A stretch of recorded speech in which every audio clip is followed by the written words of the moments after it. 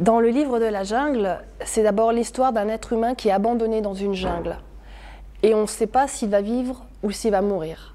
Et en fait, il est pris sous la coupe des loups qui décident de le garder et qui décident qu'il va vivre d'abord. Et ensuite, c'est lui qui va atteindre sa grandeur d'humain à travers les animaux, en apprenant avec les animaux. Il va grandir, son évolution, il va continuer son évolution jusqu'à la fin de l'histoire que je vous propose et jusqu'à son humanité. La danse, la musique, la comédie, tout est lié.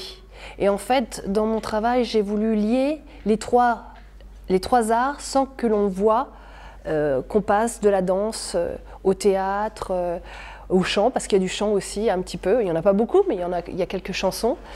Donc je voulais que tout soit lié en un seul et même spectacle. J'ai choisi dans le premier et le second livre de la jungle ce qui me paraissait le plus théâtral, ce qui était le plus plausible pour mettre sur une scène avec des comédiens qui joueraient et les animaux et un être humain. Je voulais que ça soit de la gestuelle, je voulais que tous les animaux soient interprétés par des comédiens, mais surtout physiquement, et non pas grimés et décorés comme des animaux, parce que je trouvais ça un peu ridicule.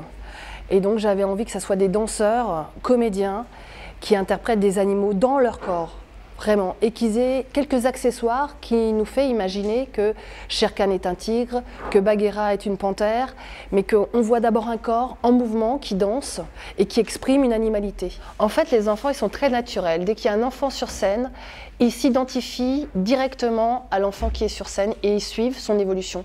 Et comme ce livre de la jungle, parce qu'il y a une histoire qui n'est pas dans les livres de la jungle qu'on voit souvent, ce qui est l'histoire de l'Ankus, ça c'est important que je vous raconte cette histoire, c'est l'histoire d'un objet avec un gros rubis.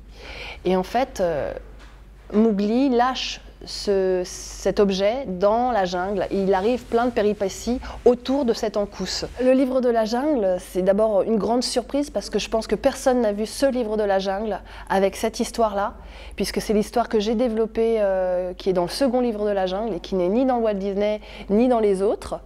Et puis parce qu'il y a beaucoup de danse, parce que Mowgli et les comédiens qui jouent cette pièce sont formidables aussi, parce que c'est un spectacle qui allie tous les arts.